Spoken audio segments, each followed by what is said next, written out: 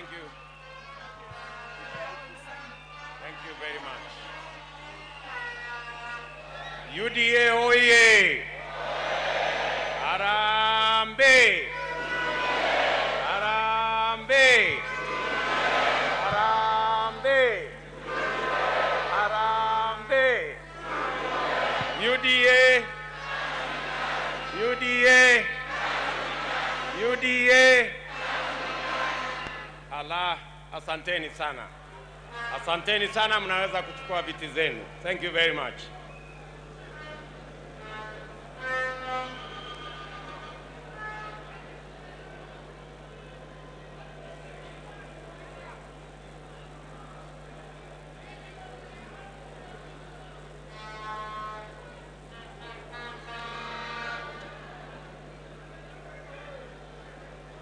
Mwenyekiti wetu Mheshimiwa Johnson Mudhama, katibu wetu wa chama Mama Veronica Maina, officials wote wa chama chetu cha UDA, marafiki zetu, viongozi wa vyama mbalimbali ambao wamekuja kama marafiki kuja kushuhudia sherehe hii yetu ya leo, ndugu wa bunge, magavana, maseneta, MCAs na wajumbe wote wa chama cha UDA.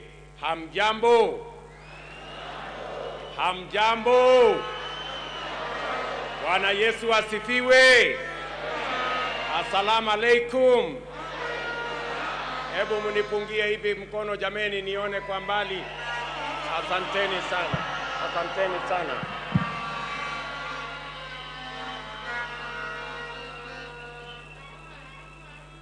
In a very special way, this afternoon, that we are gathered here, close to 5,000 delegates of the United Democratic Alliance Party. It is a historic moment because this is a party that a year ago was not the party we have today. It is the effort, the commitment, and the hard work of many people in Kenya. Today, the United Democratic Alliance Party is the largest party in the Republic of Kenya.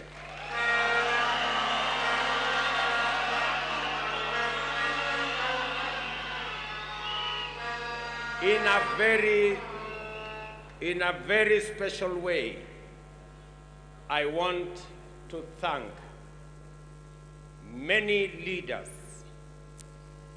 senators, governors, and members of parliament who worked with me tirelessly and with a lot of courage and commitment to put together this party that today has over 7 million members.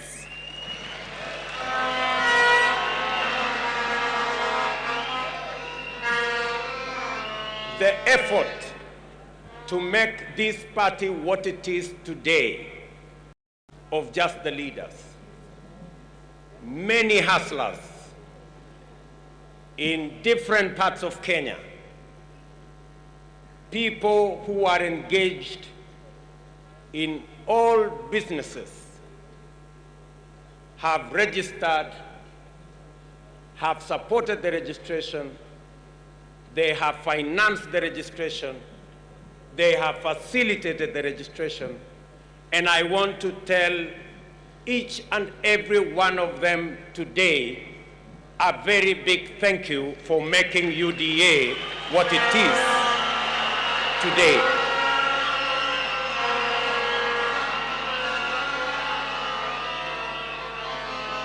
This party has come to be the party of the hustler nation in Kenya. This is the party. This is the party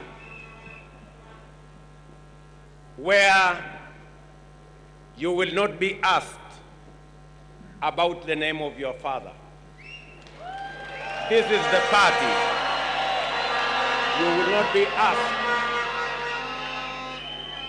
to give your bank account. This is the party for every Kenyan from every walk of life.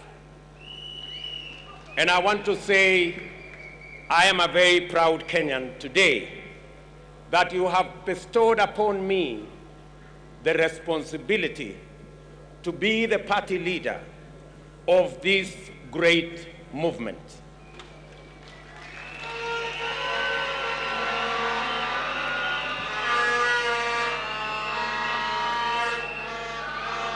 I thank everybody who is with us here today, in person as well as in spirit, including the millions of Kenyans following this event on radio, on television, and online through various platforms. I am grateful for your support, sacrifices, and the time you have taken to congregate at this culmination of a most eventful journey in our lives. I do not take your support and your time and your interest for granted. And as always, I welcome you to walk with us on this road until we knock on the gates of our glorious tomorrow. I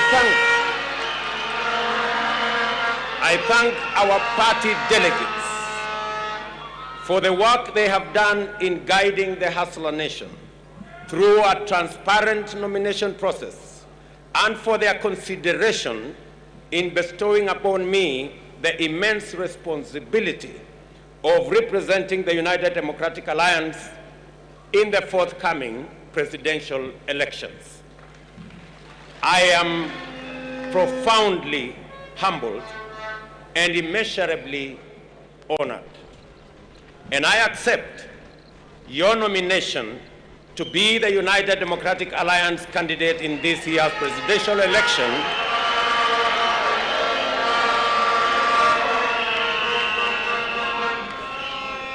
I accept your nomination to be the United Democratic Alliance party candidate in this year's presidential election with gratitude to the Almighty God, recognition of the significance of this moment, and an acknowledgement of the work remaining and the road ahead to that day that we all look forward to.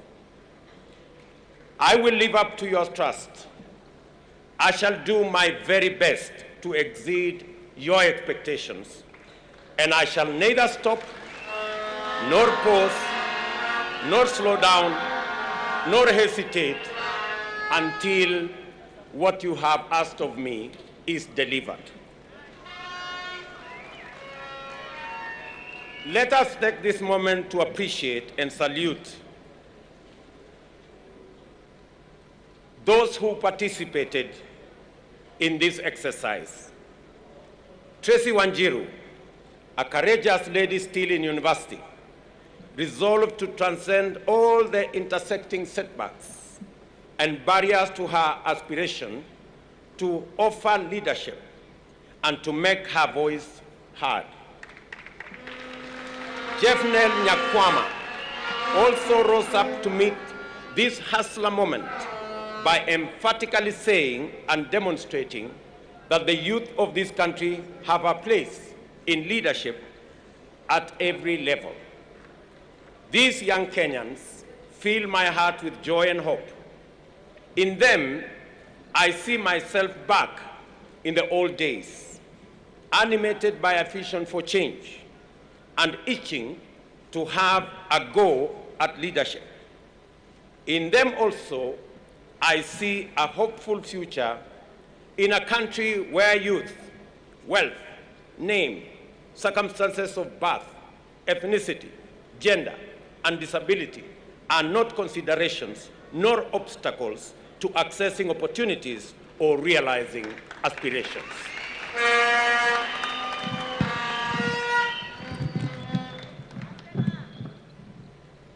As you are perfectly valid and good to go. You did not wait to be invited to the leadership conversation. Sometimes the invitations never come. You took your chances, entered the room, and sat at the table. Please, do not leave the table. Let us keep talking, working, and growing together. I thank the United Democratic Alliance for extending us all opportunities to contest leadership positions without discrimination. Let us always strive to live up to our fundamental ethos of uniting our nation through the inclusive and participatory quest for opportunities for everybody. I am aware that this time round, there are thousands of young people giving everything to our movement: resources, time, strength, ideas, and moral support. I know that many youth have come forward to stand as candidates, and yet many others are mobilizing, sensitizing, and participating in other meaningful ways. The Hustler Nation is a young nation. The voice, as well as the aspiration of Kenya's young people, form an essential pillar of our movement. I therefore want to register my gratitude and appreciation and assure you of my commitment to open up opportunities for young people to thrive and drive the progress of our nation.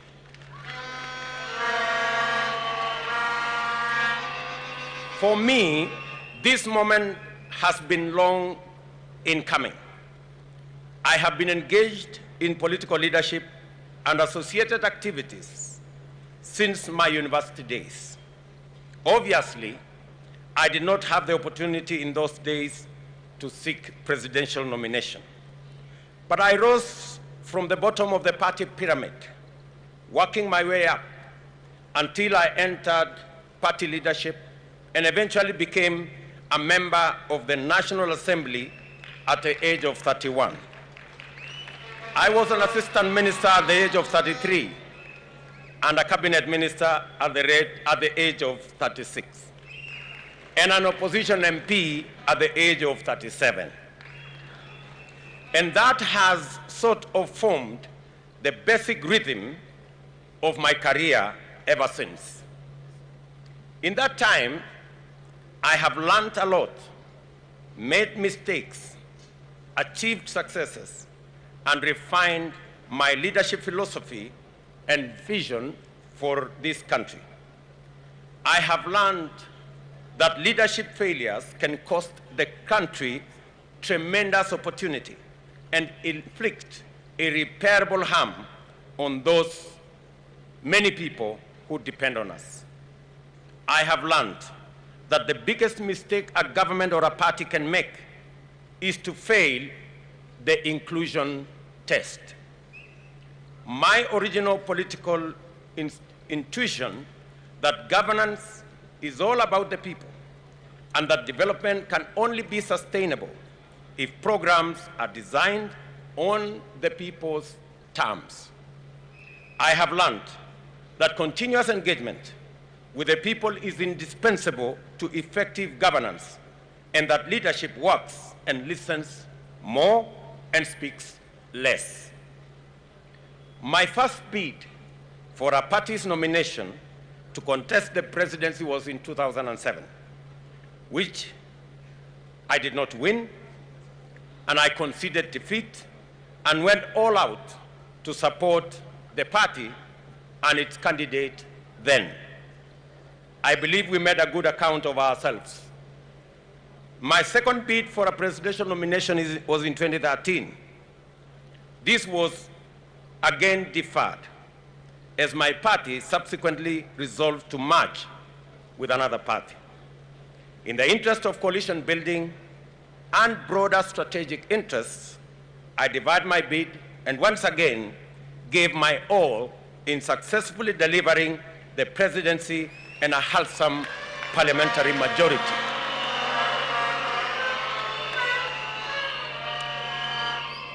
Today, I know without any shadow of doubt that the time has come to represent the hustler nation. The time has come to go all the way to the finish line and secure the place of the hustler nation at the decision-making table.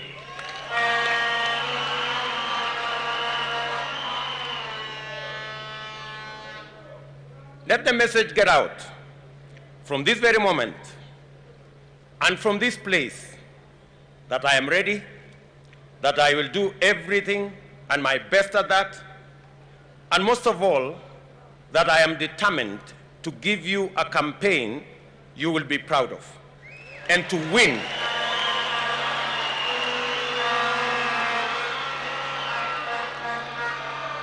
And to win for our party, our coalition, and for the people of Kenya.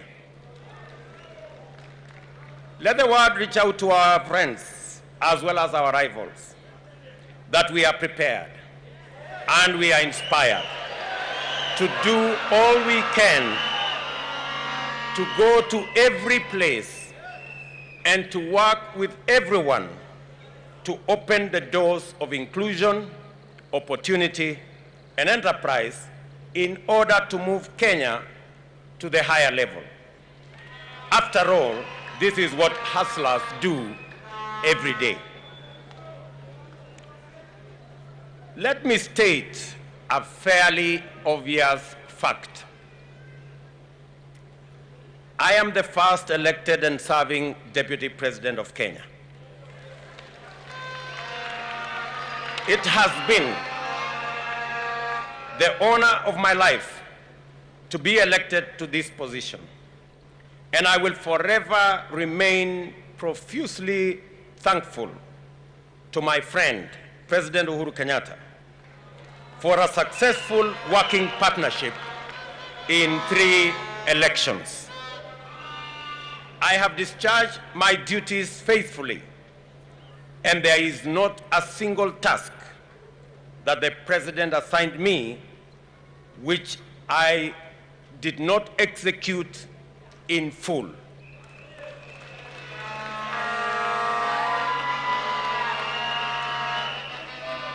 The Jubilee Coalition we formed a decade ago was formed through a covenant to eliminate the politics of hate, division, and ethnicity.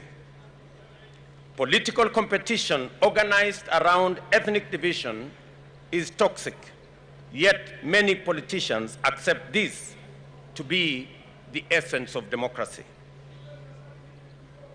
Our covenant formed the foundation of a new approach, issue-based politics, institutionalized through national political parties.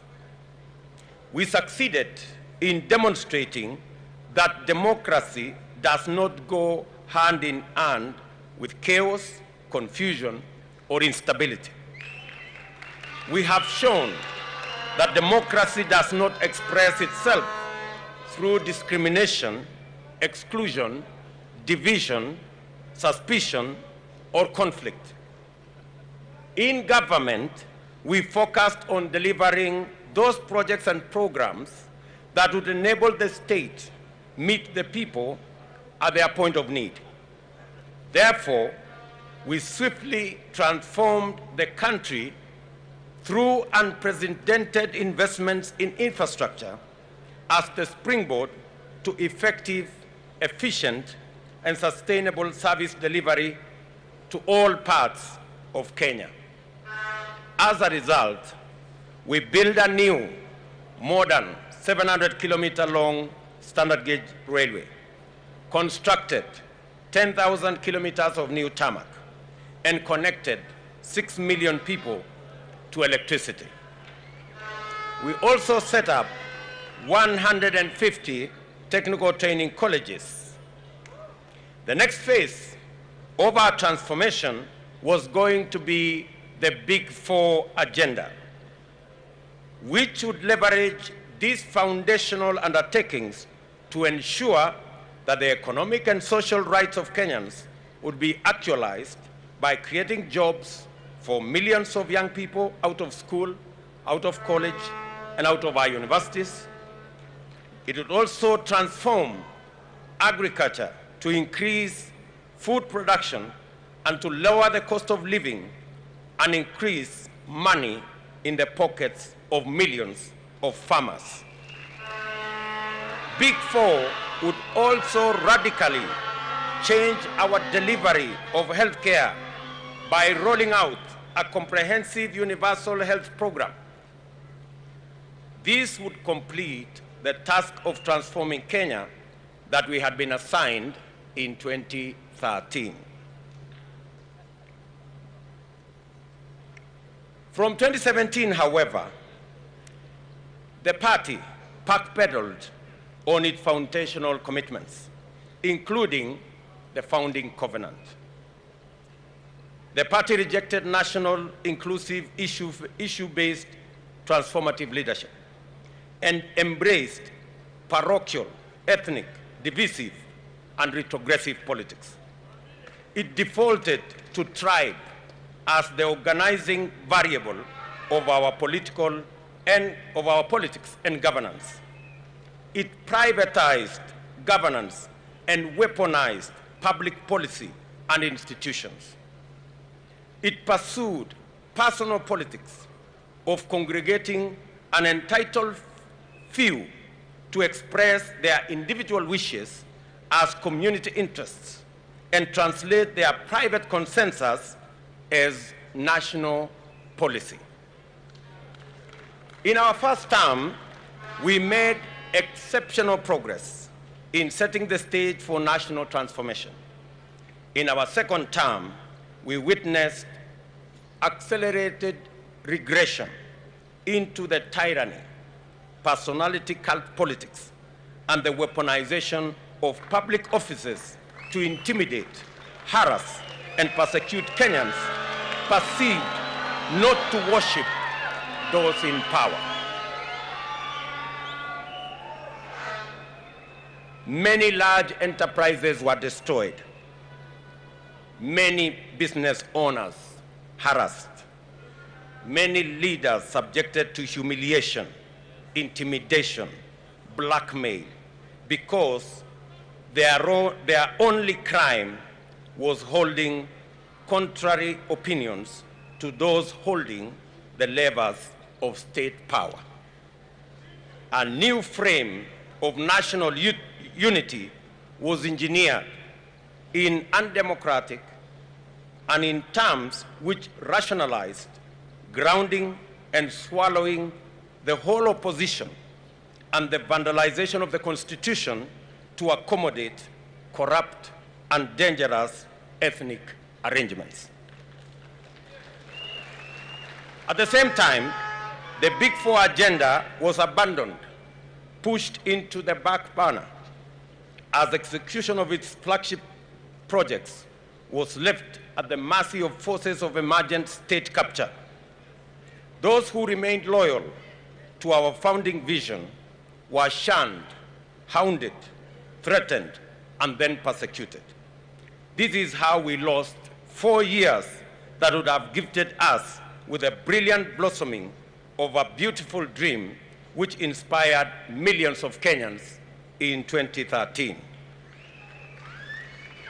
To his credit, my friend the President did inform me that he needed space to work on his personal legacy as the fourth president.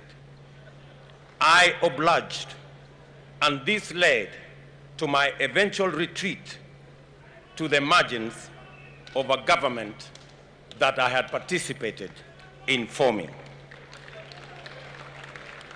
The past 4 years have provided me special moments to be able to engage consistently with ordinary people. As Deputy President, I have worked directly with Wananchi, going to meet them in their villages, their markets, their farms, and their places of work, and to have practiced the leadership of listening more and speaking less. All through my political journey, I have believed in walking with the people, listening to them, and doing my best to do what they want, not what I think will be a monument to my own achievements. I have learned that our plush, comfortable, secure offices are inaccessible to the majority of the people who need them the most. As a leader, this is a huge setback because it costs us the opportunity to be useful and effective. These engagements taught me a lot about things I thought I knew. Most importantly, they reminded me the most important question of all: what does the government do, and for whom does it work, and how, therefore, should it work? I was appalled by the intensity of contempt many have for ordinary people and their rejection of any suggestion that their voice matters.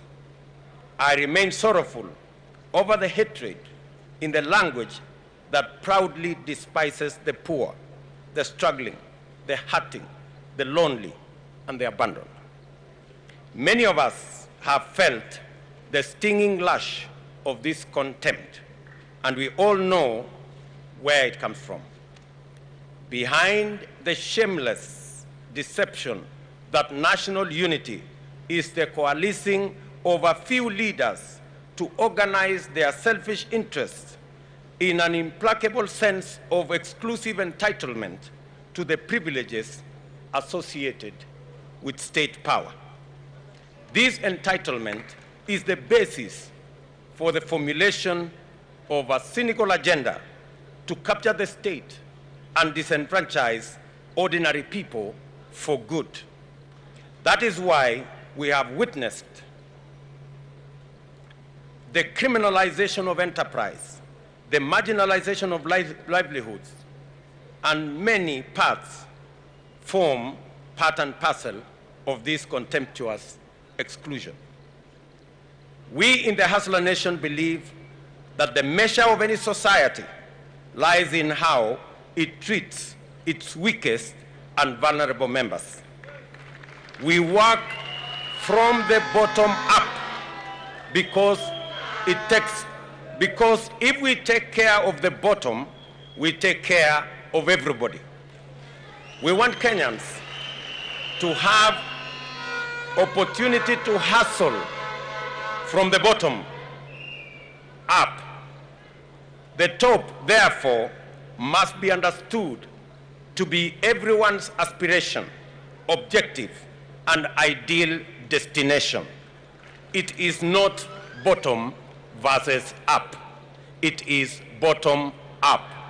It is not bottom versus up. It is bottom up.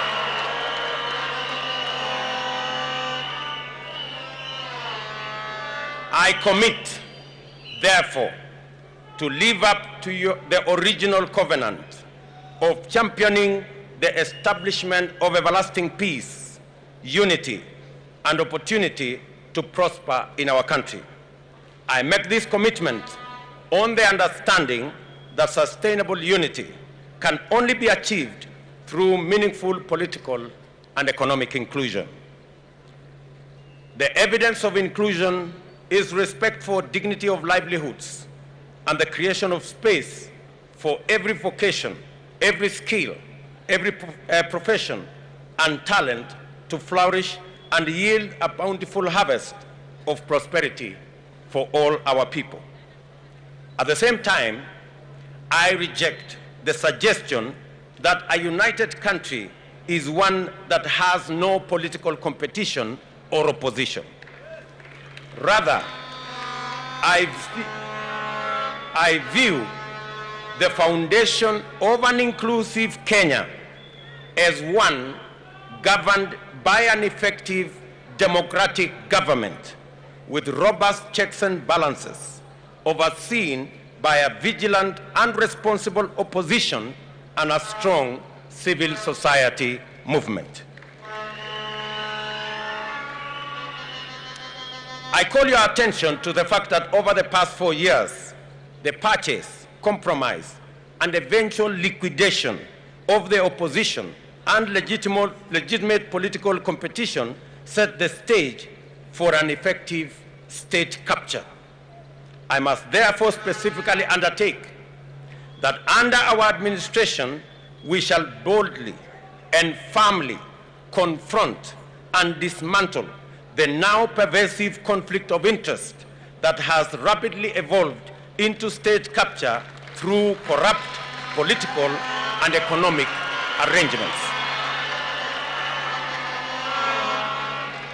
Public policy must not be customized to benefit the private and personal interests of a select few. Ladies and gentlemen, I want to conclude my remarks by framing the picture. What are we up against? What is the 9th of August about? We must be very clear in our minds why your vote counts on the 9th of August. On the 9th of August, there will be a competition of ideas. There will be a competition of sides. We are on one side, our competitors are on the other side. Let me say this for clarity, so that Kenyans go to the polls on the 9th of August understanding what is on the ballot. On the ballot on the 9th of August, the great people of the Republic of Kenya will be two groups. One who believe that the way to the future of our country is through changing the Constitution. On our side, we believe that the way to the future of our nation is by changing the economy of our nation.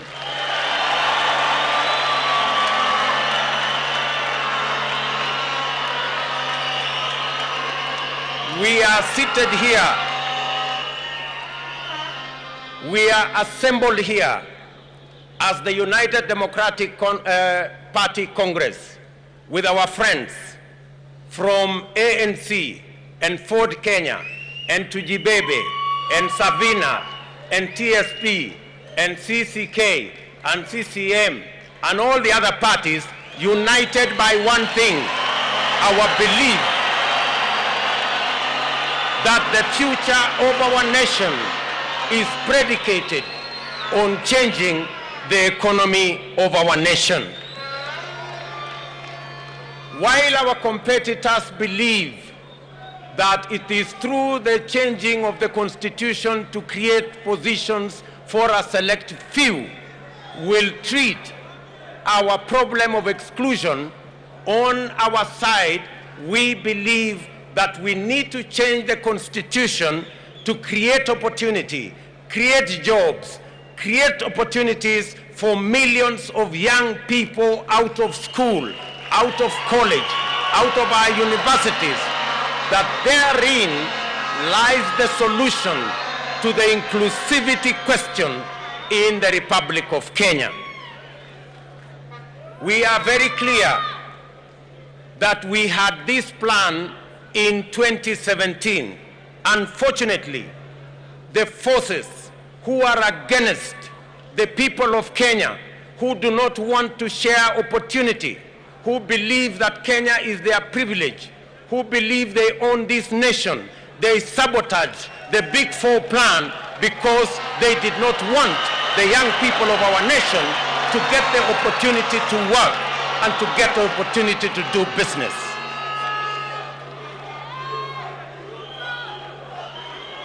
I want to say with clarity and certainty that if we had not lost 4 years chasing a mirage, if we had taken time to implement the Big Four plan, Kenya would be different from what we have today. We wouldn't be having millions of young people languishing without jobs. While our competitors believe that they will go to the polls so that they can get the opportunity to change the constitution so that a few people can share power, we are telling them we will go to the polls to elect leadership that is going to create opportunities for empowerment, not sharing power, for the empowerment of millions of citizens of our republic. We want to remind our competitors that 10 million Kenyans today are in a lottery because they have no defined jobs, they have no defined business, they have no access to credit, they have no place to do business, there is no law to protect their enterprises. And we are saying that the opportunity that we have as the people of Kenya is not to change the constitution to create positions and share power among few people. The opportunity we have in Kenya is to create the opportunity for the empowerment of millions of citizens through jobs, through opportunities to work in their enterprises, in their businesses, and to make sure that our economy works for all Kenyans.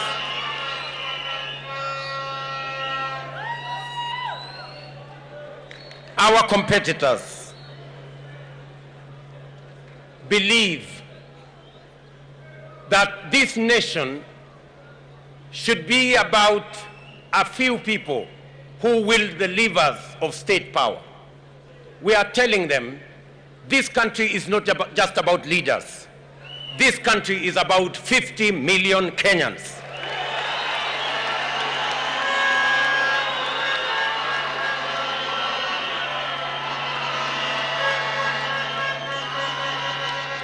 And because it's about 50 million Kenyans, we will not accept to go the journey. They have told us they will bring back the BBI monster because they want to create an imperial presidency. They want a president who controls the judiciary using the ombudsman. They want a president who controls the legislature using appointments. They want a president who does what he wants or what she wants merely because she has power or he has power or they have influence or they have money. We are telling them that this country is about 50 million Kenyans and we will not accept to go back to the dark days of an imperial president. We are marching forward to a Kenya of shared prosperity by 50 million Kenyans.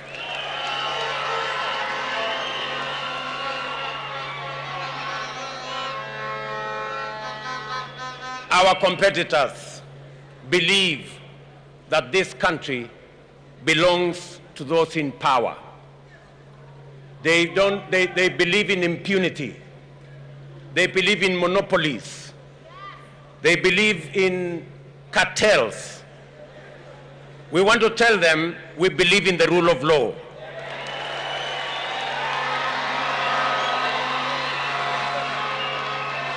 They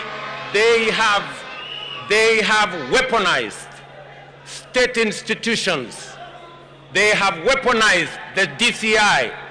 They have weaponized the EACC. They have weaponized the KRA to run political errands, to dismantle businesses that belong to people who do not worship them. And I want to tell them, this country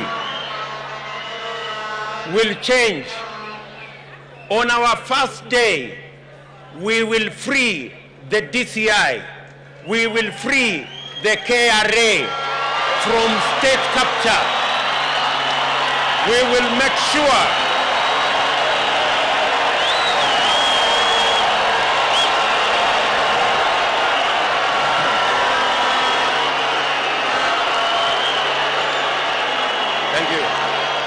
Thank you very much.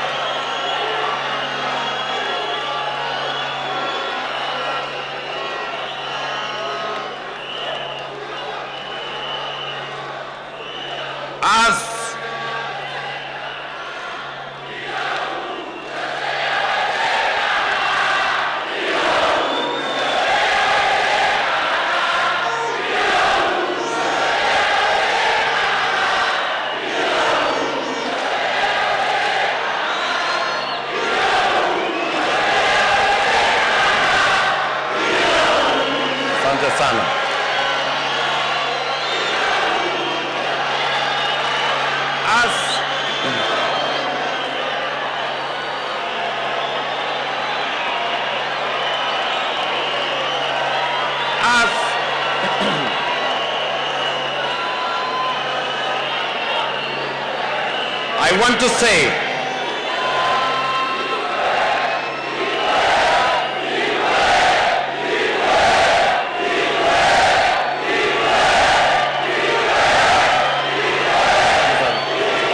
thank you very much.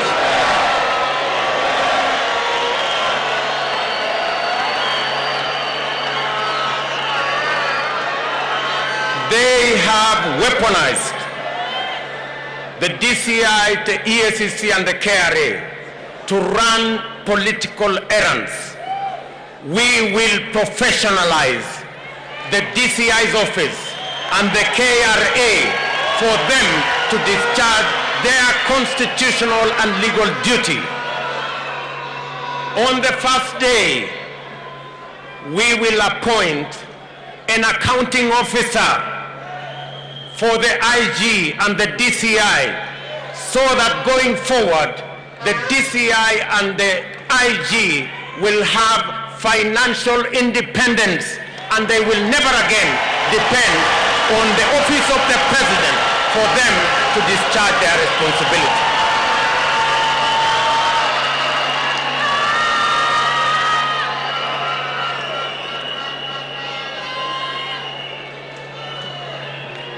As they weaponize the KRA, we will do the complete opposite.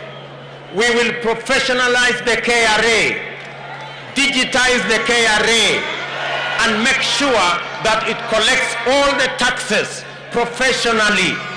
And the 60% of the taxes that are not collected as VAT, we will make sure that we will create the mechanism, the digital platform, so that we can collect taxes and we don't have to fight Kenyan enterprises and destroy people's businesses.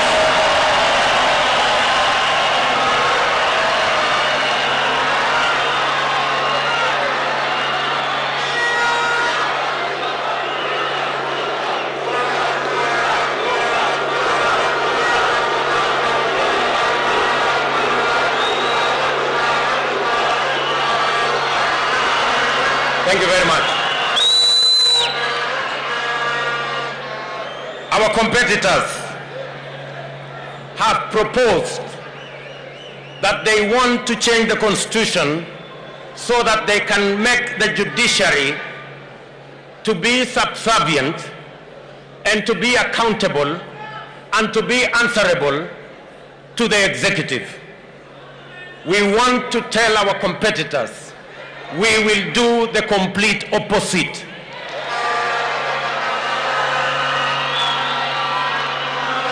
On our first day, we will operationalize the judiciary fund so that we can free the judiciary, give them financial independence so that they can discharge their responsibility of sorting out disputes, making sure that criminals are put behind bars, and making sure the corrupt find their place in jail, by making sure that they have the independence to discharge their responsibility without the current encumbrances imposed on them by resources that are not being released, because there is a deliberate move to ensure that the judiciary fund has not been operationalized, yet it has been in our laws for the last 10 years. We believe in an independent judiciary. We want the judiciary to discharge their mandate, independent of the executive. We want the judiciary to provide its oversight role over the other arms of government. We want the judiciary that will stand tall and make sure that they discharge their responsibility without encumbrances of matters to do with financial dependence on other arms of government. We want a judiciary that will be truly independent, that does not receive telephone calls from the executive for them to write judgments. We want a judiciary that is truly independent.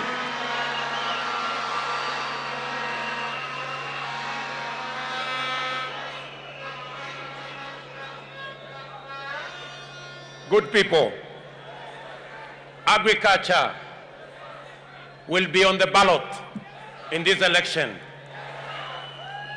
Our competitors are the masters of monopolies. They are the agents of conflict of interest. They are the agents of state capture. And we must free this country and our agriculture from cartels and brokers.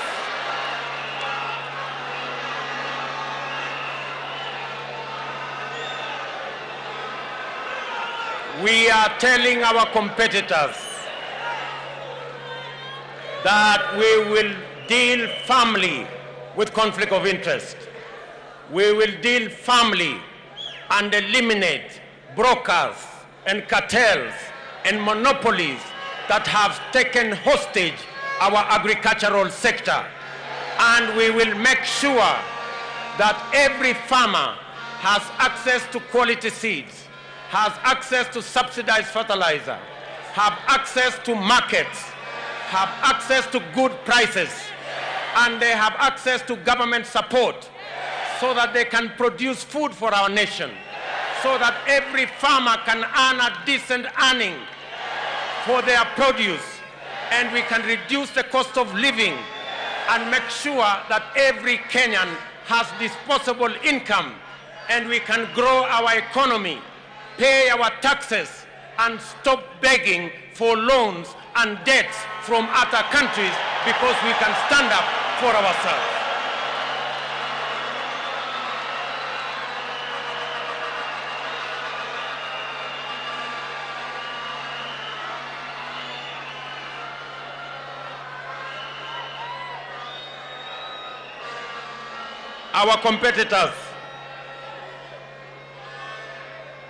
Our competitors are telling us that it is okay to have debt. Our competitors are telling us every country has debt. Yes, we agree every country has debt. But good people, we can do better. We can think better to be able to grow our own revenues, and we must not be slaves of debt from any place or any country. Debt must be the last resort. We must grow our economy. We must empower our enterprises.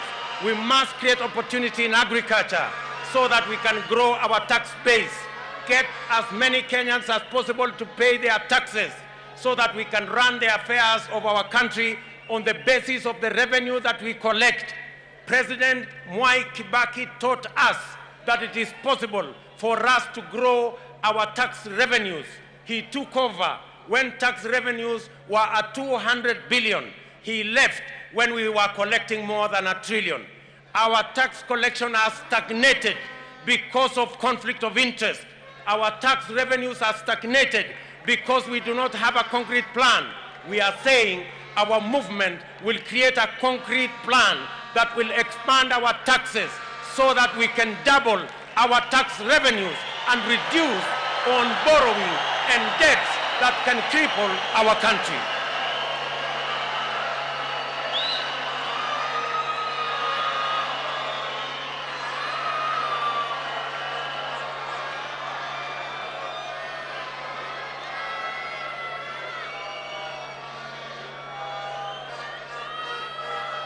It is tragic that the only thing that I can remember on matters to do with the economy that the handshake has done is to borrow 7 trillion in the last 5 years. It is a tragedy that we must investigate.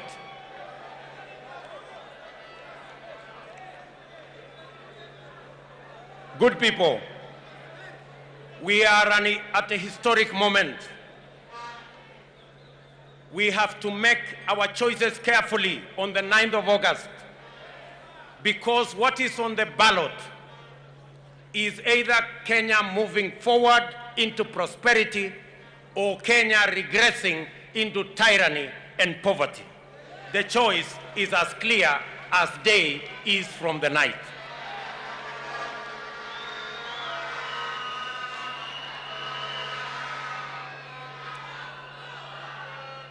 Let me conclude my remarks by saying we will create a comprehensive environment for Kenyans to save, a comprehensive environment for us to grow our own savings. Many countries have their savings in the region of 30 to 40% of GDP. It is only in Kenya that our savings as a percentage of GDP is around 7%. And it is because we think debt is the easier route. I want to say savings is the better route. And that is what we must go. That's what we must do.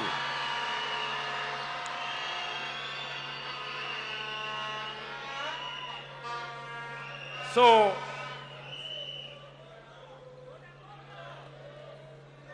my good people of Kenya, let me say this contest has been defined. Kenyans know what to vote for in this election.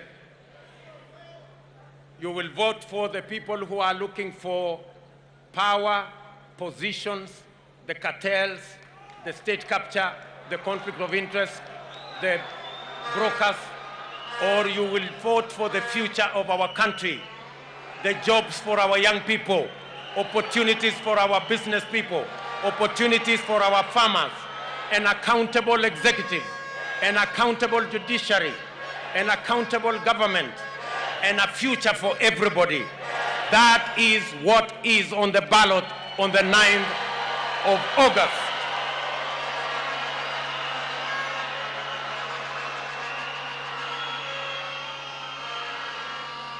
Again, let me thank all of you for sparing time to listen to me.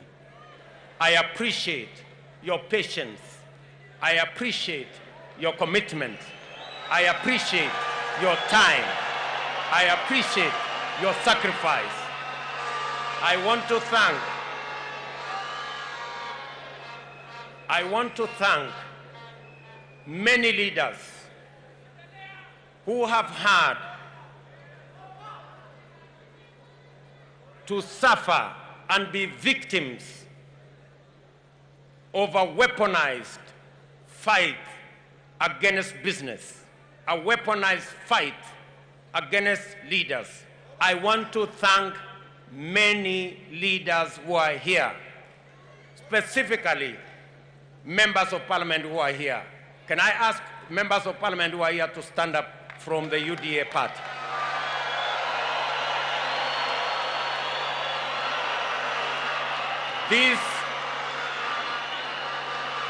I also want to ask senators and governors who are here to stand up. Thank you very much. These men and women have been subjected to blackmail. They have been persecuted. They have been threatened. Many of them have been dragged to court for crimes they never committed. Their crime was only to be my friends. Their crime was only to be members of the Hustler Nation. But I want to thank them. They are made of good metal. They are made of fine gold. And history will judge you guys fairly, that you stood up against tyranny, that you stood up against blackmail. Thank you very much.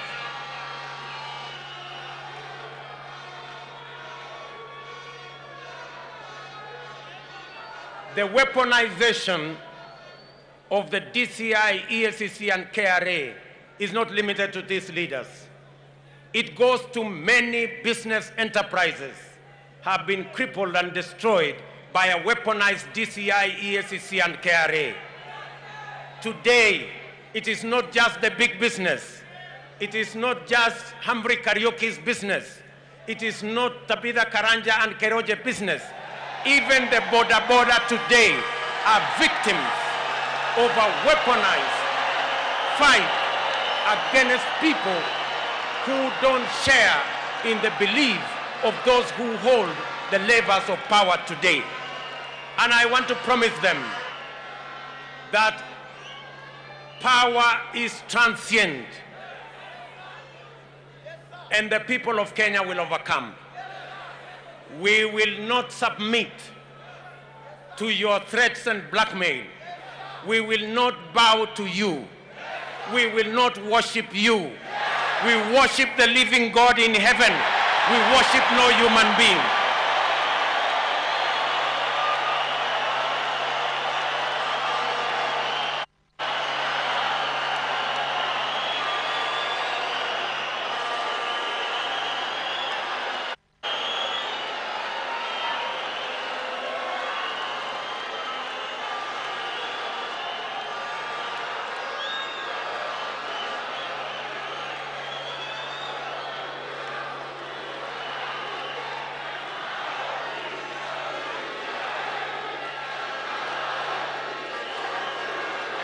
Asanteni sana.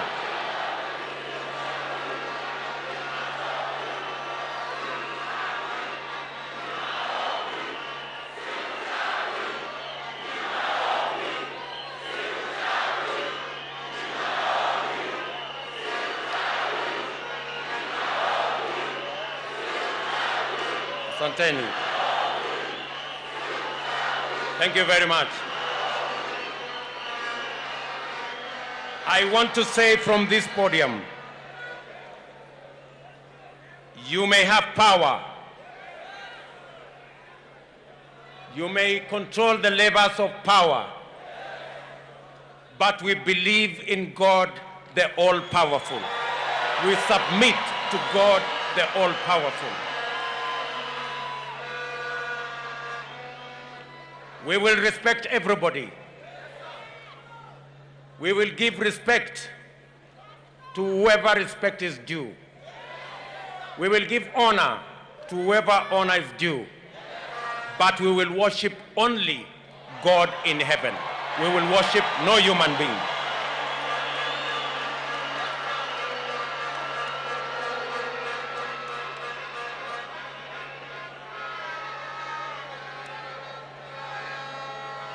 I want to thank you very much for listening to me.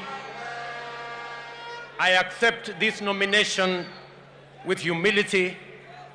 I commit that I will do my very best to make sure that I don't let you down and that I actualize the aspirations and the wishes of each and every one of you and make your dreams come true. Thank you very much. God bless you. Asante.